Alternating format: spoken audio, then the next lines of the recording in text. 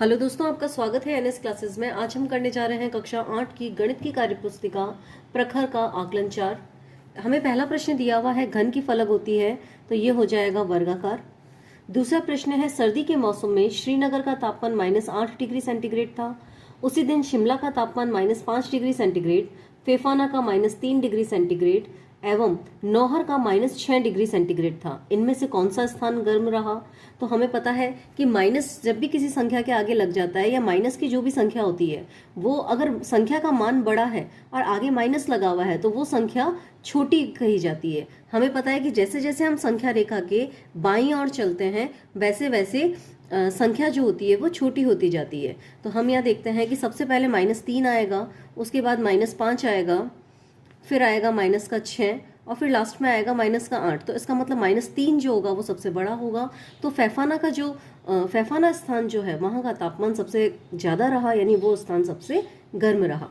अगला है -25 में छोटा पूर्णांक है, -25 से छोटा पूर्णांक है। तो वही बात है यहाँ पे भी कि -25 से छोटा देखना है, इसका मतलब हमें -25 से बाईं ओर जाना है। अगर बाईं ओर जाएंगे तो आगे आएगा -26। निम्न में से न्यून कोणों का युग्म है, तो हमें क्या करना है, जो युग्म दे रखे हैं न्यून कोण वो उसमें जो दोनों कोण है वो 90 डिग्री से या तो 90 डिग्री से कम होने चाहिए। तो हम देखते हैं यहाँ पे पहला ऑप्शन है 65 25, 55 110, 45 95 और 35 105। तो यहाँ पे 65 और 25 जो है ये दोनों 90 डिग्री से कम है, तो ये वाला ऑप्शन हमारा सही हो जाएगा। अगला प्रश्न है दी गई पूर्णांक संख्याओं को संख्या रेखा पर दर्शाइए। तो हम सबसे पहले क्या करेंगे, यहाँ पर संख्या रेखा के ऊपर हम संख्याएं लिख लेंगे। 0 के दाईं ओर तो आ जाएगी प्लस की संख्याएं और 0 के बाईं ओर आ जाएगी माइनस की संख्याएं। अब हमें जो संख्याएं दे रखी है वो हम जहाँ जहाँ वो संख्याएं आ रही है उनके ऊपर गोला बना देते हैं।